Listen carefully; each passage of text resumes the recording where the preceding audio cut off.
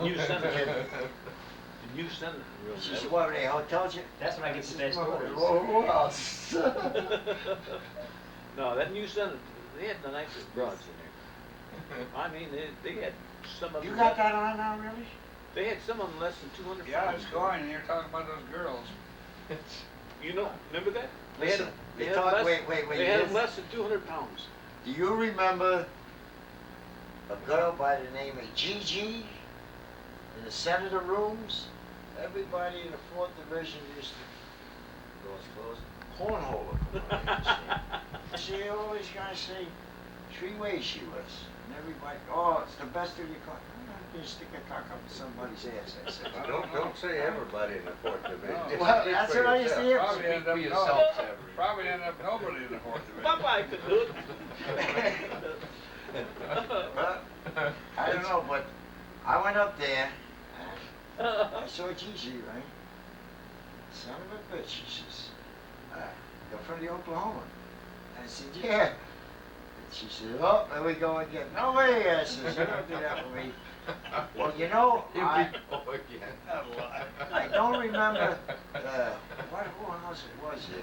This was after the war now. After I was off the Okie, I'm in this whole house and I says, that freaking girl, her name is Gigi. And I asked the man who was. You didn't ask me. I No, wasn't you. What's her name? Give a different name, right? And she come over and asked, what's your name? She get the same name, right? I said, no way, that's Gigi, right? So, sitting there, and she's going into a room with a guy. As the guy goes in first, she goes in a few minutes after, you know, I guess she gotta get the prophylactics order. As she's opening the door, I says, hey, Gigi! She turned around, I says, I told you that's your goddamn name. You forgot the Oklahoma man, right? She slammed the door, right? These bigger guys, Cut you right up. I'm a bastard. I looked to trap everybody when She she was- lied. She thought that you were looking for a piece of There goes that. for nothing, you know. Launch out there, I wasn't hope right. that's not You on taking them, all that down for posterity. Listen, He didn't want, he I didn't tell want you, to pay his $3. That was his trouble. We'll clean up I his figured act, she'd Joe, give and then me we on can a start. house. Yeah. Never happened, no. You wasn't that I good. heard one girl give a guy a good answer, boy, and he says, how many ways, you know? She said, 2 ways. He says, can't cornhole you? She said, I'll tell you what I'll do. She says, I'm going to take a shit, I'll bring it out here and go stick your cock in it. And I died laughing. I said, son of a bitch. Oh, Mike. Oh, Give him another wine. the interview was over. Yeah, sorry. Okay, You turn got the it camera on. on. Okay. Get Turn it the on, camera Joe. on. Go ahead. Did you get I that? promise not to tell Tell anymore. him, No more dirty stories. Oh, wait, one more. Listen, Savarese. Popeye, right? Okay. Popeye. Oh. This guy had a dong like that. I Like swear his arm. to God. And he was going with this broad or something. Where the hell was San he going with Francisco. that one? San Francisco? Yeah. He had to put pillar on both sides to break her mouthwash. in and come back telling us about that. He had to go get the mouthwash for her after he gave him she gave him a blowjob, and she was spitting out everything, and Popeye had to go down and get some mouthwash. She came back and brought it up to her. And she was goggling her throat for a few hours, and she got drunk and she forgot all about it, I guess. He used to come from the shower, you know, and that fucking dong hanging out. I say to him, when you step over the goddamn Coleman, what do? You throw 1 foot over first, 1 leg over, then you reach up and throw your cock over, right? And then the other leg. Unbelievable, right? Oh boy. Okay. Okay, can we Okay, start? that's it. That's the best story. Clean up the act. It's all about Pearl Harbor now instead of before Pearl Oh, yeah. Harbor. They were lucky to survive that. Never mind the attack. They almost didn't survive. That's, Can I turn it on now? yeah, go ahead. Okay. This is May 13th, 1989, and my name is Joe Todd, and this is an interview with, give all your names. Starting with you. Wesley Potts. Stephen Young.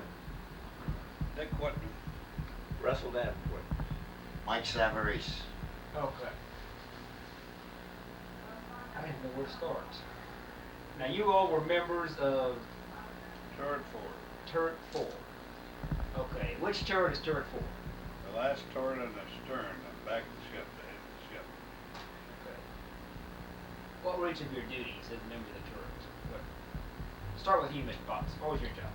I was a gun captain of number 3 gun and number 4 turret. What was your rank? I was a coxswain. Mr. Young? I was a seaman first class. And what were your duties in the turret? I was a powder hoistman in the upper powder hoist room. Sir? My name is Dick Whitman. I was a gunner's mate second class and was a trainer in turret 4 for Battle Station. Mr. Davenport? I was a ammunition powder thrower, I guess it was. Throw it out of one place and throw it over the other. That's And- about, Okay, and what was your rank? I seen first. And you? My name is Mike Savarese. I was a coolie, seaman first like this guy. And what were your duties in the turret? I was a primer. Primed the firing lock in order to set off the charge. What else can I tell you? What size guns were in that turret? 14-inch guns. 14-inch, 45 caliber. That's the gunner's mate, I'll tell you. Now, what do you mean 45 caliber? Well, a caliber is 14 inches, and it'd be 45 times 14 would be the length of the gun. Oh, okay. That's how they figure the length of the barrels. I guess probably the Oklahoma was on maneuvers up through December 6th. We came off 2 weeks at sea. Okay, what maneuvers were you on? What were you doing? Actually, we were just out there in Through all that, formation, going through formations at night. We getting dark in ship practice at night, running without lights. And We managed actually, it. the propaganda from Honolulu was every time the Japs looked like they were doing something, they'd send the fleet to sea, and nobody knew where the fleet was. But we were operating, I think, southwest of Honolulu that 2 weeks we were out. Okay. We was out operating Wait, through the wait. night. Before I go any further, about 8 months before the attack, they had to stand in condition tree watches every time we were out to sea. Remember that? Right. Yeah. We were all standing condition tree watches.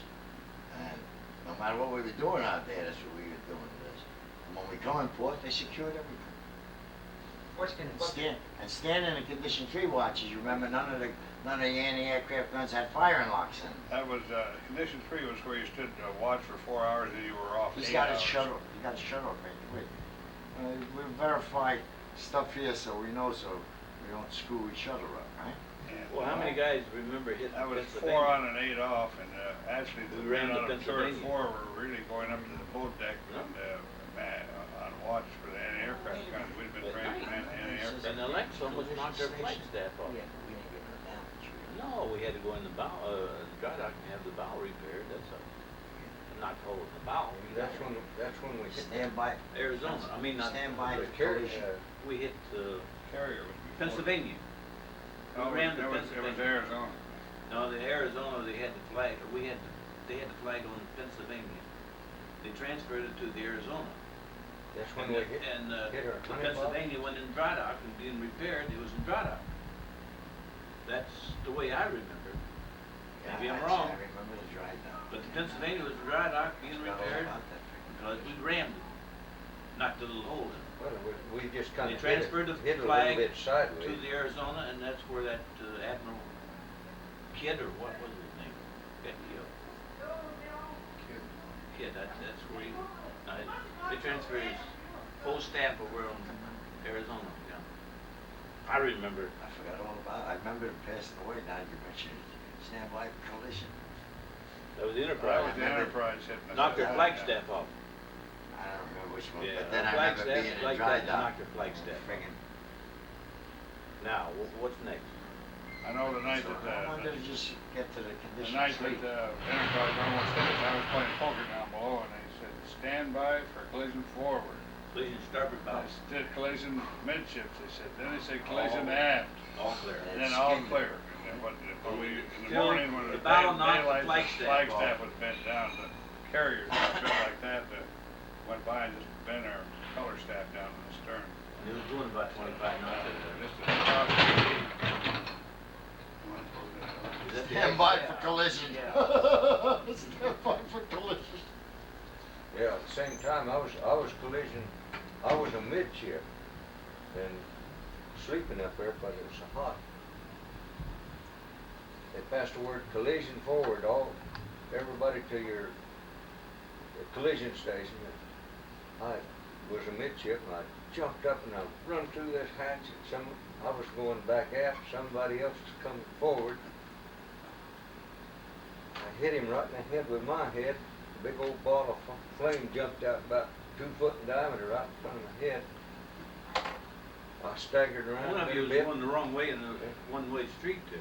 I got back aft, I got aft, it says collision aft. And some old kid looked up through the hatch and the Enterprise was right over us. The damn flight deck was hanging about 10 or 12 feet over our stern and it just took our jackstaff and bent it double, or over. Yeah. Is that the only damage? That's the only damage besides my forehead there where I hit that old boy. Well, when we hit Pennsylvania, it was a little damage. Knocked the stem 6 inches over. The stem the bow. Yeah. Not the flagstaff, no. No. Tore the hole in Pennsylvania and tore a little hole in Oklahoma bow. Yeah, that was a fight. That was all in kind of darkened ship we were running That without dried out. lights and everything. Pennsylvania was Dried out? Little being screw up repaired when sometimes on the maneuvers the and all. Japs attacked. If that Enterprise would have hit us broadside though, that'd have been the biggest disaster. We'd still been floating in that 2 miles of water down there. Yeah, we would have, the whole bunch of us. Yeah. I wouldn't be alone that time. Would the Oklahoma have sunk if the Oh, I believe so. The Oh, I might be Enterprise so. is Going going that speed. 25 knots. If it had hit us amidship like they pretty near did, I don't know with that armor on it. I don't know what with I that. don't We had know. a 14-inch armor. 25 knots. Sounds to me like it was 14-inch armor. what the Enterprise weigh, about 33,000 tons? Yeah, something like 29, that. 30,000. That'd just damn near cut us in two, you know? It was traveling. I'm glad it didn't hit us. I'm glad it didn't. Yeah. Were you on board when the Okie sunk the freight train? Yeah. Yeah, I was aboard up in Seattle, yeah. What happened there? Well, we were Big getting underway in the morning. We'd finished our Navy Yard repair and they were going to see to test everything. We used to make a run up the Sound to test everything out. And I remember this pretty good because I was up on the bow and it was real. Well, we left the dock. We started out and all of a sudden the fog just closed in on us. And there was a tug with a great big long tow. It had some barges with boxcars on. These boxcars were filled with lumber. And we run right between them and brought the tow or the tug in on one side of us and the tow on the other side, and some of the boxcars got knocked off in the water. And we found out later on that the tugs picked these boxcars and towed them over to the Navy Yard, and they picked them up to the Navy Yard crane and set them on the tracks in the Navy Yard. They were full of lumber. But we went on to sea that day and completed our shakedown. Then came back into the Navy Yard again. And we had a little hole punched up in the bow someplace, I forgot where. 2x4 did. But it hit midship, that's right where I was, 6th Division there. There was a hole punched in the skin there wasn't. You ever see one of these Wild West movies when the outlaws blast the bridge? That's just the way it looked. When I heard this banging on the side, I run over the rail. There's boxcars coming right at me. All right, it just looked like coming off the truss. We went on that after The that. headlines in That's the it, paper, the in Long Seattle Beach, paper that's next day anyway, it it was doesn't- Battleship that's hits what freight train. And it was Actually, kinda it was made a freight train unique hit us. headline. Yeah, the freight train. Oklahoma hit freight train and sunk the freight train. A couple different headlines. I remember when we went on the ship after that, we were just down from Bremen. in Long Beach. And somebody tell me, hey, yeah, Battleship. That captain we had on the ship Battleship was one of the best captains we ever had, and he had all those mishaps. He had the freight train deal, he lost all his anchors. That was Ford. Yeah, Yeah. and he had that, Didn't he have tattoos near all miss- over him? near missed at Pearl Harbor with that one battleship, and that, and They was he was changed his command right They after was that. court-martialing him because he hit the Pennsylvania with the staff. Yeah, right. Yeah, but when we were at Pearl Harbor, didn't he get sick and he was over in the hospital before he changed command with? That's before he got his sea legs. Yeah. He came to see us after the ship got sunk over there at the receiving station, and it just felt like it was still like his ship. Because I remember something about the guys collecting money and sending flowers over to him in the hospital. He What was sick, navy? he was sick. Huh? What navy was you in? Oh, fuck you. You remember that Like thing a still hooligan, turned, Navy. that thing still turned on, and we're trying to be decent. Oh, wait, there's something didn't he get on have the crew assemble on the quarterdeck? I don't know, I couldn't have dreamt this. And he let the crew know that commissary officer, some commander, I don't know, they found out that he was fleecing the ship's funds, and he was getting all the records against him. No, that was that lieutenant. I don't remember. He wasn't a captain, that was a lieutenant. Yeah, I remember something like that. Taking care of the heat dump. He stole the money from the heat dump. CQ remember would know, CQ would know something about that. The only thing I remember He was a about lieutenant, Floyd, he wasn't he? didn't want anybody to get any Yeah. tattoos. He was against tattoos. I didn't get Yeah, he had tattoos on him. How many tattoos you got? Every Saturday inspection, he'd say, I don't please, have boys, any. I don't get couldn't these afford them. tattoos, and next week I there'll be couldn't afford another them 100 tattoos. I got this one for nothing. I didn't Oh, pay. they give it to you. They're advertising. Some woman in Hawaii. Oh. Okay. What'd y'all do December 6th? Saturday. What all do what? December 6th. What were you doing? That's cool. That's when we come into port, didn't we? Came in on Friday. Friday. Right afternoon. Friday. Friday. The cruisers, carriers left, and we came in. Saturday. We were getting ready for admiral inspection on Monday. Material inspection Monday. So, actually on Saturday, I worked in the turret all day, cleaning up most of the boys that didn't go ashore working in the turret, because we had to get the turret ready for Monday for admiral inspection. And also our double bottoms were opened up, we had the manhole covers off. Every hatch on the ship. The blisters. And, Go in the blisters up too. so, there was a Liberty parties on Saturday. People that raided Liberty went ashore. They had to be back at 11 o'clock at night. And the chiefs could stay over all night, providing they had some place to stay. And the officers could stay over, but everybody else had to be back aboard the ship at 11 o'clock. Wasn't enough So, facilities there to keep And us. you hear stories about they were all drunk and everything. That was not so. The guys were pretty well on the ball. Still sleeping. Sunday morning. Oh, everybody was. There's lots of them that still sleep. Damn, they allow you to sleep in the half-hour extra on the Sunday. I just got On the that Saturday, you got up breakfast at stuff. 6 o'clock. Sunday, they allow you to sleep to 6:30, I think it is. 6:30. But you had to get your ass out of that bunk by 6:30. It's chow. Yeah, by the time you attack, everybody had eaten already. Yeah. Okay. What happened December 7th? Ask one guy who came Well, I over. was a gunner's mate, and my clean station for that quarter, every 3 months we had a different clean station, was the pits, which was underneath the guns. And we'd cleaned up the whole turret the day before, except the last place to clean up was the pits and the recoil cylinders underneath the guns, which was kind of an oily, rusty place in the turret. And I told him that, I said, I'll go up and elevate the guns up. And when you get done chow and get washed up, come on up, and we all work together on that deal, get the turret cleaned up. This is the best. Go ahead. And so I was going to elevate these 3 big guns up, and I got up in the pointer's station and started turning the motor on. We had a big electric hydraulic motor, and I had her about the 3rd notch.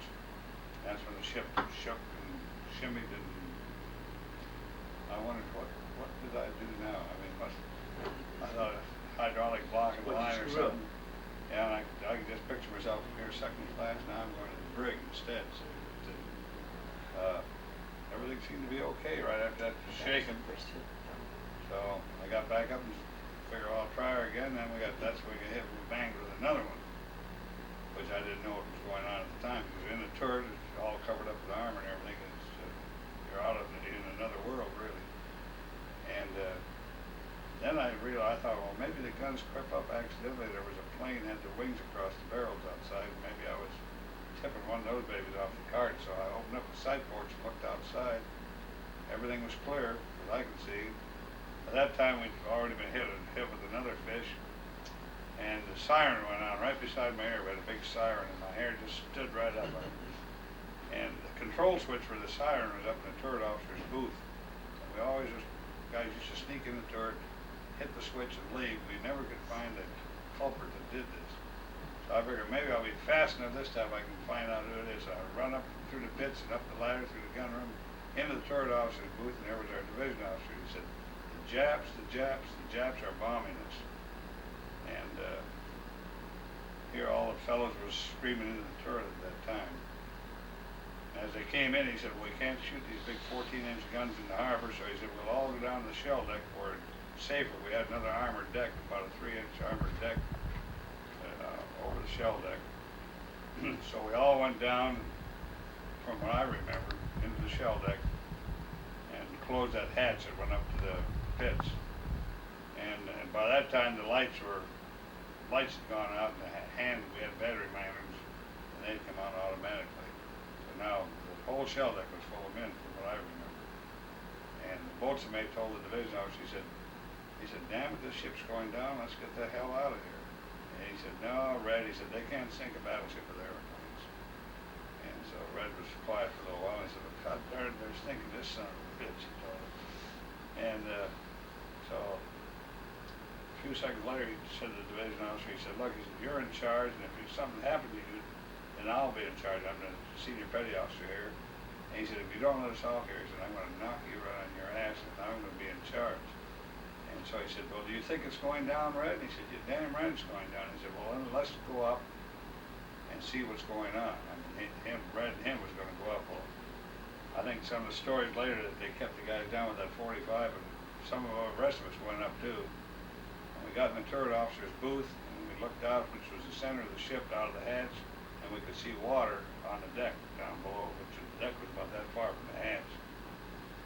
And so he looked out. I said, look, you can see water. So the division officer said, well, I'll go out and see how she is. He went out of the hatch. He said, she's going down. Tell everybody to get out. So he said, make sure you warn everybody on the voice tubes or the telephones if you can. Tell them to leave their battle station and leave. And so the next thing, they were all just like sardines going out of that hatch up there. And I think I was the third to last one out there. You went out right ahead of me. I thought you was the last one. You said, didn't no, tell me there was one other guy behind you. I don't know who Don it was. Olson came out after I Who? did. Don Olson, little gunner, the Oh, turret did captain, he? first class, yeah. And you got hit. You can tell the story about that. Well, I started out the hatch, and there was a couple of big old 12-volt batteries, weighed about 40, 50 pounds apiece. I says to look back at Whitman, I said, do you think those are going to fall? No, he says, let's get out of here. So I started down the hatch. Just as I got about halfway down, the batteries cut loose, hit me right in the chest, fell right on the deck down below. It was slanting already, pretty steep, and I just slid into the water a little bit. But I realized I was going to need a life raft, so I got back up and tried to catch some big life rafts we had tied to the turret, but I didn't have a knife, and I couldn't untie the knots. It's kind of difficult to untie knots with machine guns and stuff going around, and so I'd give up, and just one of our seaplanes fell off the ship, and it was just floating about 30, 40 feet, 50 feet maybe from the ship. And I swam out to this seaplane and climbed up on it, I'm up there trying to untie knots. That this canvas was over the pilot seat. It's kind of difficult to untie those knots with machine gun bullets going around you and stuff. Finally give up, and I just ripped it off and got in the pilot seat. And I pushed and pulled every gadget that was on it, trying to. I'd seen the pilot try to, start it, and I knew you put a shell in and pulled the trigger, and the prop started, but I pushed and pulled every gadget I could, and it didn't work. I was kind of nervous too, and I got in the back, looked for a machine gun. No machine gun, they'd taken that out. So just at that time I looked up, there's a mainmast, and the ship was turning fast. The hawsers had broke, the one that was tied to the Arizona. They had broke and been chopped in two with axe. I know some of the guys cut the hawsers with an axe. And I knew it was time to get away from that plane, so I jumped off heads first, as far as I could, out of the oil, and I swam as far away from the ship as I could. I looked back, and the ship was going over. The mainmast grabbed the plane I just vacated. There were sailors all around the plane and under the foremast, maybe 50 to 100 sailors in there, and it just took them down. It went fast. And then I swam on out,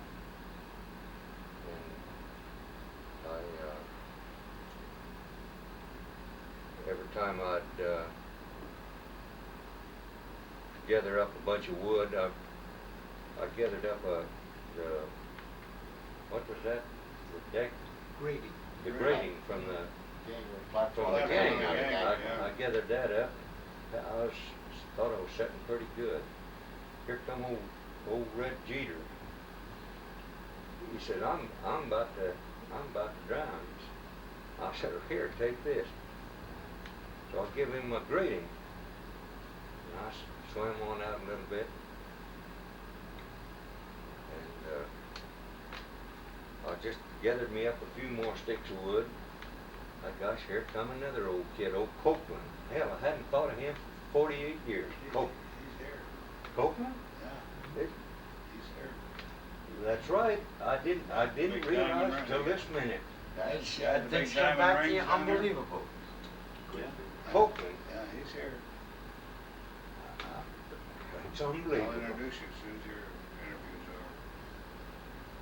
So I you give gave him- him the wood that you gathered up, right? Now I you give just him find out he's here. the rest of it, and here was a little suitcase, the one we'd take roller skates with.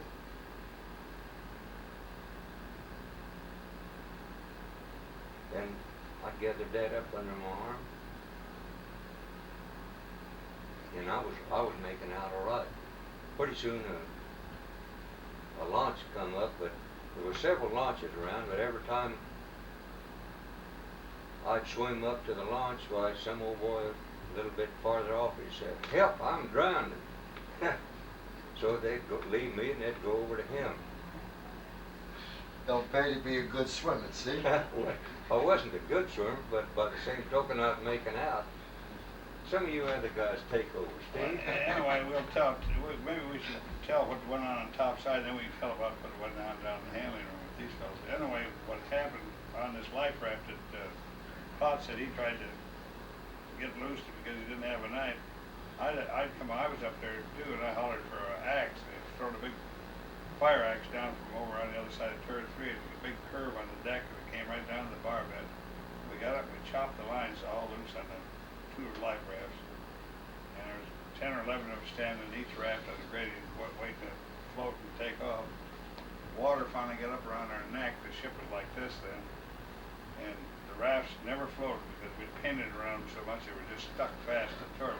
We should have given them a good jar, So we took off, and the ship was rolling over, and I remember I got out in the water, oil was about that deep, and I got out in the water, and there was some guy grabbing onto something, and I grabbed it, whatever he had, and he says, God damn it, he said, get your own water breaker. But these were, we had water breakers aboard ship made out of wood, highly varnished and nice. They were all ready for admiral's inspection, empty of course, so they watertight, so they floated good. And he said, just reach under the oil, any of those humps there, all these water breakers are out there, 60 or 70 of them. So I got a hold of one that had 2 handles on it, so you can grab and put your chin up on top. Of course, we're all covered with oil. You go to take the oil off, you just go like that, and you just get more oil in your eye. So finally he said, you take the ends, end of each one, and I'll take the end, then we can pull ourselves up. We had 2 together. And some old chief said goodbye to us. I'm so long, I can't stand it. We pulled him up on top of these 2 water breakers. And then the motor launch came along. And in this motor launch was Lieutenant Ensign Rommel and this Red Templeton. They were in the motor launch. They started taking all the boys aboard, and I'm trying to get up at the bow where it's the highest. And every time the guys pull me up, they'd slip out because the oil was so slick. And finally, it picked up everybody there, and I'm the last one. And Red Templeton in the motor launch, he says, come on, let's get the hell out of here. And I said, how about me? And I won't use the word, but he said, screw him, let's go. And the division officer said, no, just a minute, let's pick up Whitman. So they took a life jacket and threw it to me, they could grab a hold of that. Told me to stick my foot through the armhole, and they could then grab hold of it, be at my knee, they'd heave me up. And I couldn't quite understand them. I was trying to get my knee in the armhole and everything, and they'd say, I said, you dumb son of a bitch. Stick your foot in there. So I finally got my foot in the life jacket, and they give me a heave up in the motor launch, and the armhole broke, and I'm back in the water, and I'm back again. They throw the life jacket. He said, what did he say? He said, let's go. To hell with him, let's go, he said. Red Templeton. Yeah, same guy said, let's go again. So that I turned the life jacket around quick and stuck my foot through the other armhole, and they threw me aboard. Yeah. No, And we took off and ended up over on Magazine Island from Subbase. That's where they dumped us all off. And so that's the end of my story. So we get back to you now. You finally got in a motor launch and start picking up guys, right? Yeah, finally somebody did, The guy that didn't know how got to around run to it, me. Todd. Well, it's some old boy named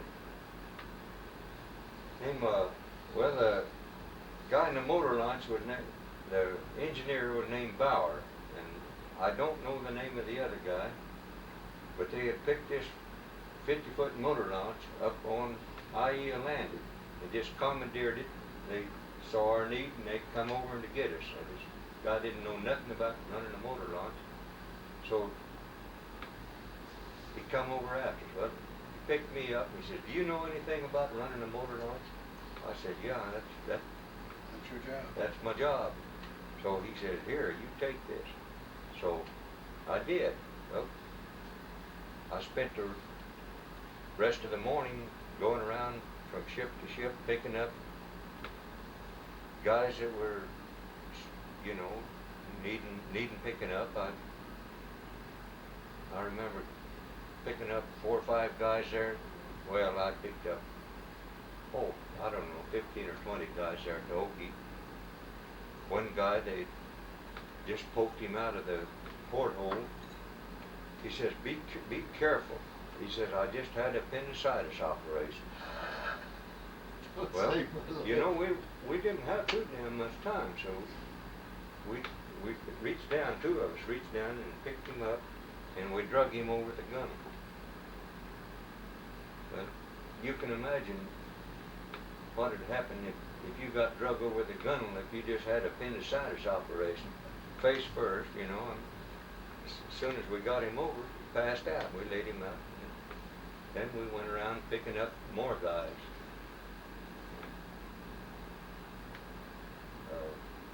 We got a boatload, and we was heading back to we was heading over to the Argonne. We thought we'd get rid of these guys we'd picked up. So as we was going by the West Virginia, here's a lone raft out there. One old colored guy out there all by himself. pulled up alongside and says, "Get in." "No," I says, "I think I'll just stay here." Well, hell, there was fire coming down. The oil was all on fire, and it was coming down. It was going to get that life raft. This old guy that had the boat give it to me. We jumped over in the launch. We just pulled up alongside, and I stopped. We jumped over there, and together we just picked him up and heaved him over in the launch. Well, when he hit so hard he went unconscious, and there, I never got two guys unconscious. Well, I guess maybe we wasn't gentle enough. I don't know. Maybe we was in a hurry. But we went on over to the Argonne, and we was tied up alongside,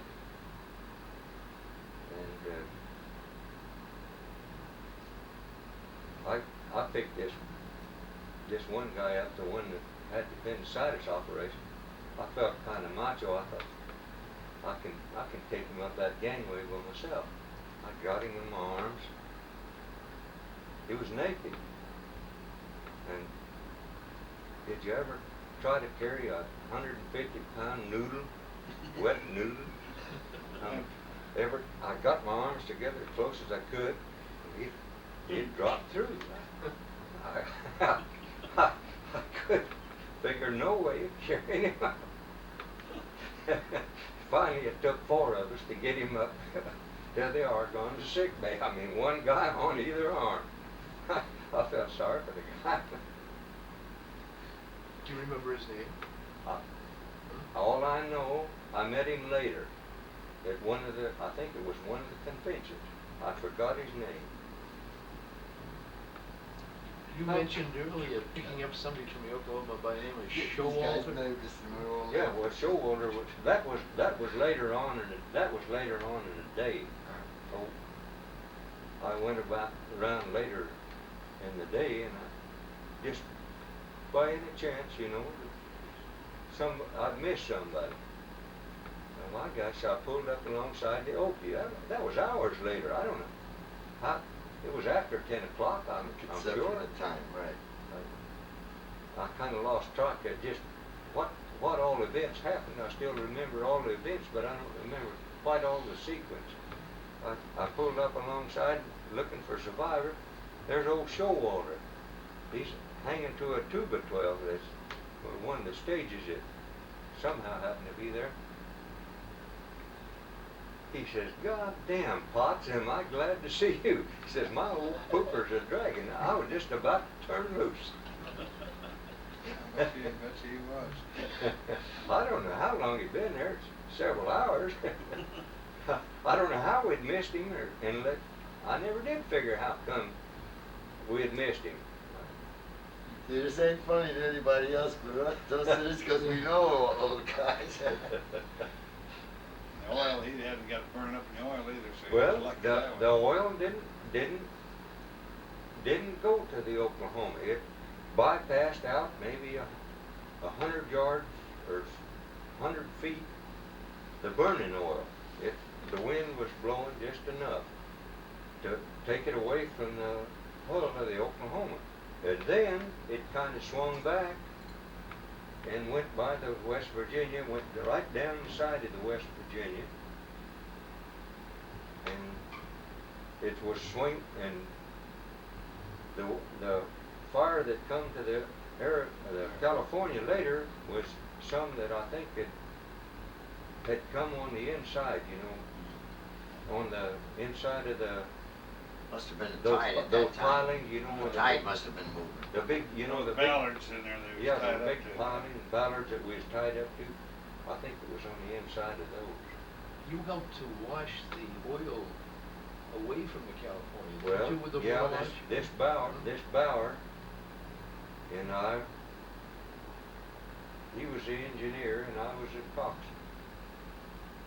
And we'd come to the California, they were abandoning ship. The guys were jumping off ship and going over the piling, over to Fort Island. Well, I could see that fire from the Arizona and all the oil, it was about 6 inches thick. The flames were blazing up about 50 foot. And I started making circles. I thought I'd make a backwash. You know how to backwash when the motor runs, so kind of switch it.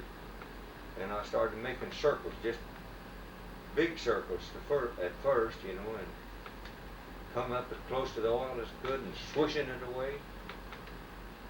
And as the fire got closer, my circles got smaller. And pretty soon I run out of circles. And I run right up under that fire. The fire was coming up over the motor launch. And that's the first time that day I got scared. I tell you, I was scared as hell. Because I rang the motor launch, you know, the engineer to stop. But he couldn't hear me. And pretty soon he decided maybe he better act on his own, which he did. He backed down, and we were just standing there vibrating up and down. I guess he got to stop. You know, it worked out just right. We had swung it out just far enough. The oil went on the port side of the California. All those guys that was in the water, they went ahead and swam ashore. It worked out just right.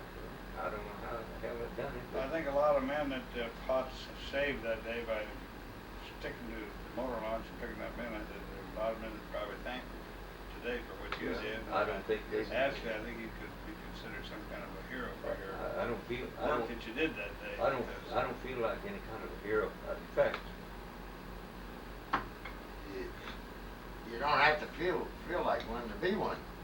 I Because feel nobody knows how a hero I feels. feel The like guy you does something old boys. that he ain't supposed to do. I feel like Who you doesn't? boys that were in the bottom was a hero. That's right.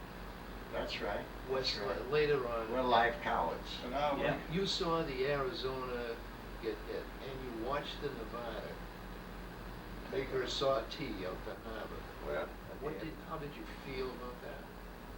well, I was in the water when the 5 planes come over to bomb they bombed the West Virginia, they bombed the Arizona.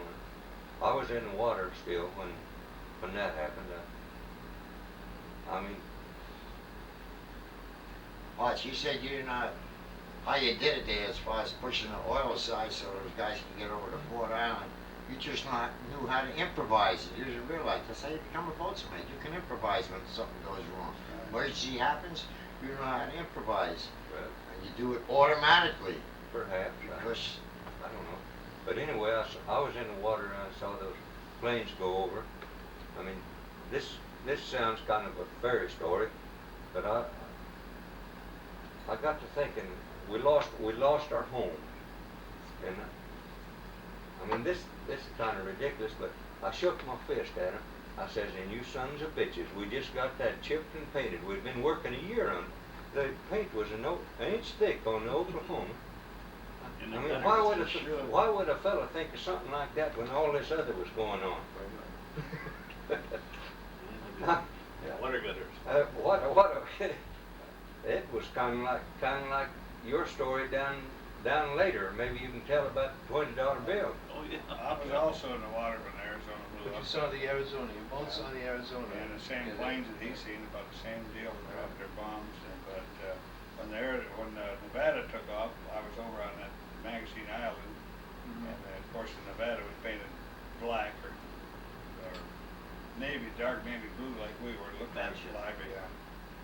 And she took off down the channel, and we all cheered. Here was a great big battleship, just like it was a sister ship to the Oklahoma, taking off down the channel. We all cheered to see that thing starting out to go to sea. Then later on, I got picked up over the subject. I was laying off I there. always remember the Arizona gave me a real good feeling. Somebody was doing something, you know. Nevada. Yeah. How many men were in the water? What? How many men were in the water whenever you pushed the fire away from them? Any idea? A hell of a bunch is all I know. Just from 50 to 100, maybe more. guaranteed.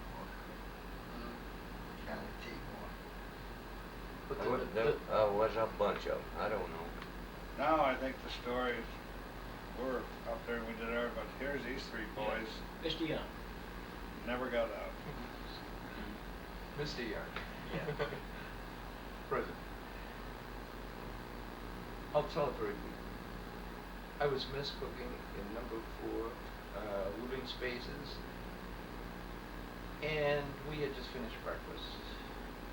Heard the first indication we had of anything going wrong was the call to man the anti-aircraft batteries. Man the anti-aircraft batteries. The 4th Division, which was a turret division, was not affected by this call, but it served to get everybody's attention. And why? What? On a Sunday morning? Almost immediately, a call as my fellow mess cook, Mr. Savarese, and I were putting our dishes away, clearing up the mess. A call came almost immediately to man battle stations.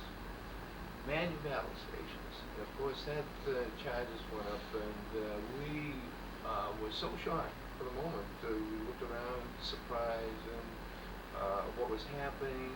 The word was then passed over the speaker. This is no, I may be permitted to use his word, not mine. This is no shit, goddammit. Get going. They're real bombs, torpedoes. A torpedo is just, a cruiser, has just been sunk. Getting all shook up. He said, "No shit, actual air raid, man your battle station." Exactly. This turned out to be, okay, right. This turned out to be Ensign Rommel, who was not the officer of the deck, but who was passing through the area. We recognized his voice. Everybody took off. And my direct route down to the handling room of the turret, and where I was starting to man my battle station in the upper part of the turret, and I think it was the upper left powder hoist. It took me through the next compartment, down a ladder, classic, you understand, down a ladder to the shipfitter carpenter shop. At that time, before I even got to that ladder, the first torpedo hit. We heard this thud, a noise, kept moving. We were energized, kept moving along, down the ladder, hit again, I believe, the second time. As the lights now well, made it over to the ladder going down to the 3rd deck, through a trunk space, down through, with it into the turret handle. No lights. So we stumbled, barked our shins, jumped down, whatever way we could, and into the turret handle. At that point, the emergency lighting came, so we could see almost as well as with the regular light. Up through to the shell deck, up the ladder to the shell deck, and I stopped there. Saw Ensign Rommel, a group of sailors, boatswain's mate Red Templeton was there. Ensign Rommel, being the officer in charge of the turret, we turned to him but my battle station was up in the turret. But we stopped. He said, being Ensign Rommel, go back down below, we're being bombed, and you'll be safer down the handling room. He was the officer in charge. We went below. A good number of us went below, but not everybody. I did not see the incidents. I remember some of it where Ensign Rommel was challenged by the petty officer Templeton, who threatened to knock him on his rear end. Went below, back down at the handling room. It was confusing. The ship was taken on a list. We could feel it, but we manned our battle stations, and which was not actually my battle station, where I was sent. Davenport, Savarese were down there, and many more. I would say about 20, 25 people were in the handling room at that time. It was a fairly small area with a powder hoist in the middle. target shells secured to the bulkhead, several of them. Ship was beginning to list. I would spread eagle, keep my balance at that time against the bulkhead. A group of sailors gathered around the hoist, and we were hit again, along about this time, or maybe it was up in the shell deck. Anyway, the third of 5 torpedoes, and perhaps the fourth in this area, because after all, the Oklahoma did begin to capsize with the 5 torpedoes spread down the side within 10 minutes. And in less than 20 minutes, she was on the bottom, upside down. So this happened fast. And spread eagle against the bulkhead, decided then to make another run up the powder hoist to the shell deck, up into the turret. Several people attempted to do this, and the trunk space, I will back up for a moment. I'll back up for a moment. When we were first in the handling room, just a few minutes before what I just the time I just mentioned, the hatch was closed to the trunk, and we heard this pounding on the hatch. Pounding. Let me in, let me in. We opened the hatch door, and who was it? But Ensign Spitler,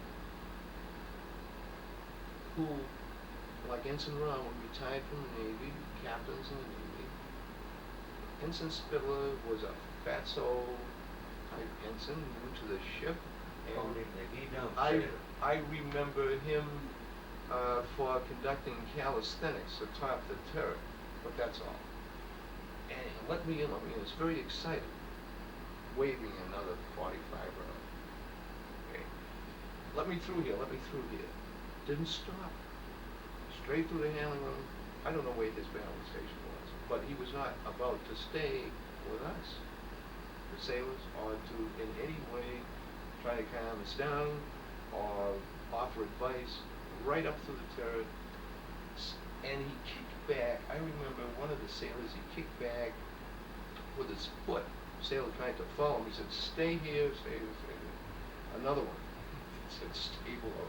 And kicked back when one of the sailors had to follow him, kicked him in the head, threw him off balance. Right up through the turret. Didn't stop, but of course I lost sight of him. But as I heard later, he was, I think, the first one out of the turret. Went right straight up through the turret and over the side now. Ensign Spitler. Back to the handling. The ship was listing now.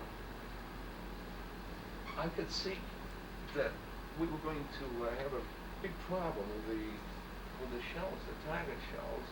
Those are drill shells. The drill shells, right? The hatch door leading to the trunk was closed, and some of the sailors were trying to open this hatch.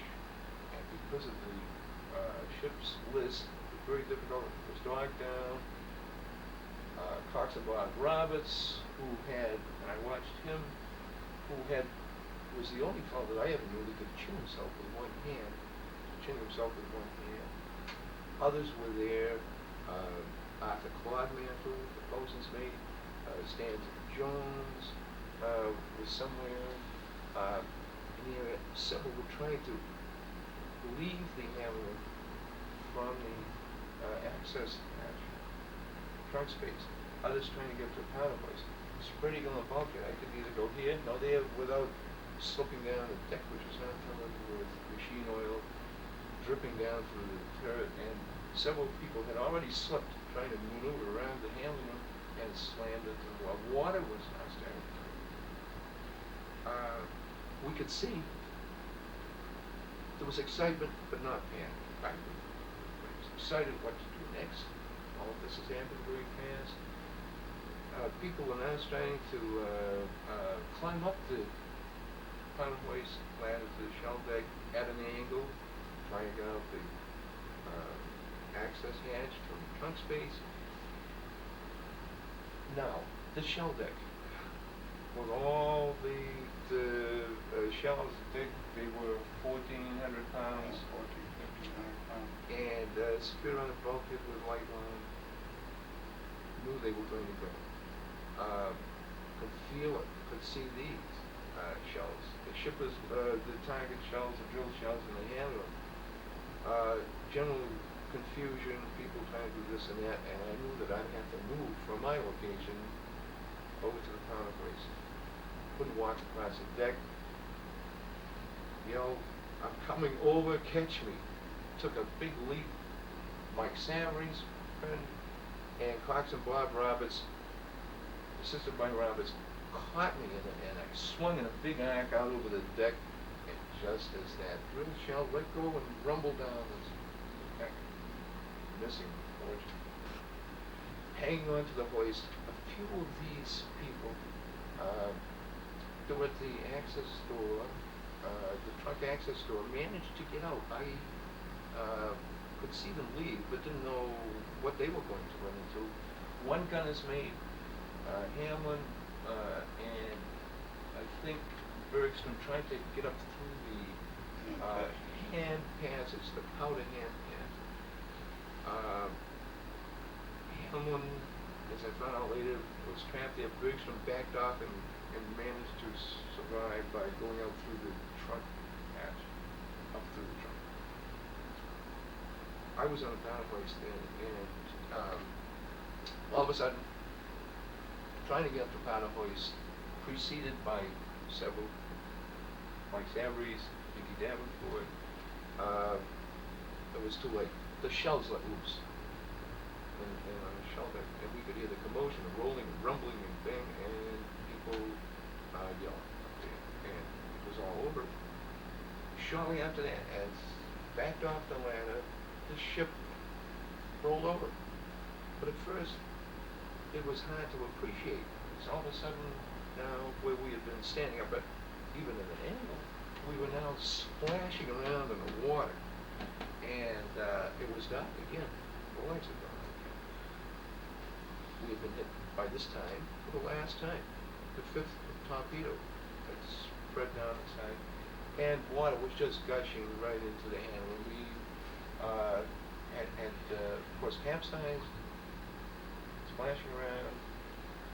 Sailor by the name of Popeye shot. Call out, can't swim. Like Savarese offered him a leg. I offered him a hand on the hair of his head, what little he had, and he's, kept his head above water. So Mike assisted a couple of people, one Popeye and himself, but anyway, we splashing around. Somebody came up with a battle lantern, which was working, amazingly enough, splashing around in the handling room, and so there's an open hatch, which was the same hatch that some people had managed to exit by before the ship went all the way over. I mentioned their names, Todd, Bergstrom, several others. McQuay got out that way. McQuay, Terry Kaplan first. Anyhow, we entered this trunk space. We said, we've got to get in there because the handling room was flooded, partly. It was only about then we appreciated the fact that we were we were upside down. We were trying to orient ourselves with the problem. Anyway, we entered this trunk space where the ladder was available to hang on to. It was not full of water. There were a couple of platforms that we could sit on, one anyway, and the rest of the sailors who had made it out of the handle sat on the ladder, sat on the platform. There were 11 of it, 14 of us altogether at that point, sitting in this small trunk space. What to do? How to get out of there? We're upside down, and nobody had really thought this out. Several of the sailors, Russ Davenport, Mike Savarese, I remember Cox and Bob Roberts, and a sailor by the name of Frank Woods, said, well, if we duck underwater, the part of the trunk space that we were sitting was dry, we were above the water, but there was water in there. And by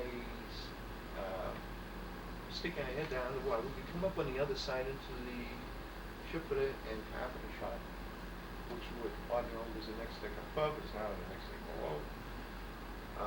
And perhaps there'd be a way out there. Well, 4 of the sailors present, not meaning Woods because he was not there in the first place, I don't think, but they met him later on.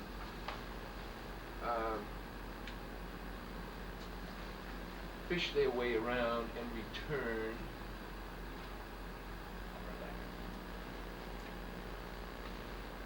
Return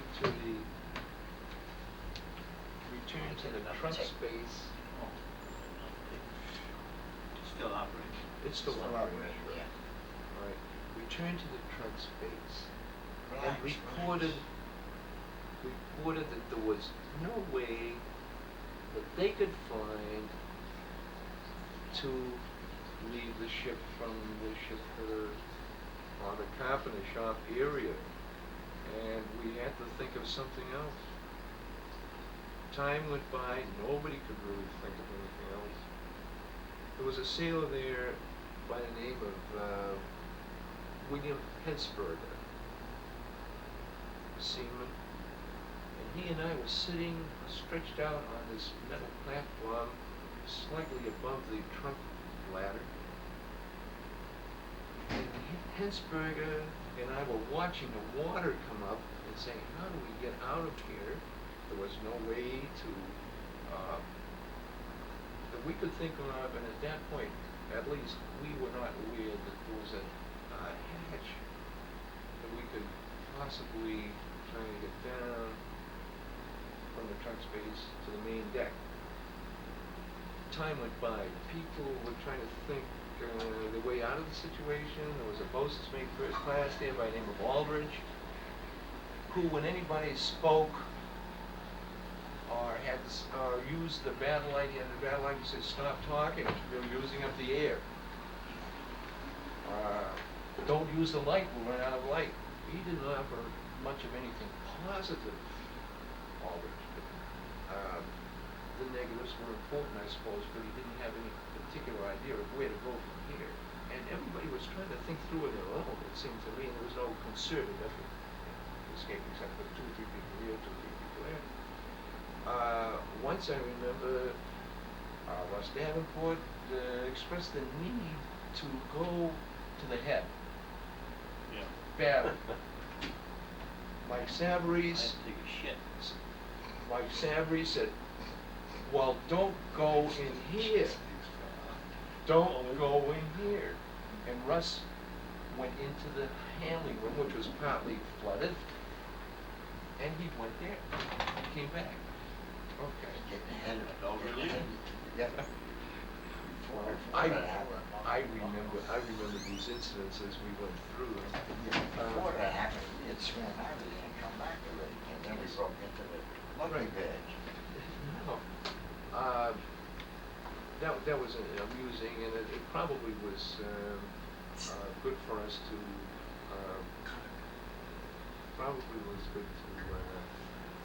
Break the tension.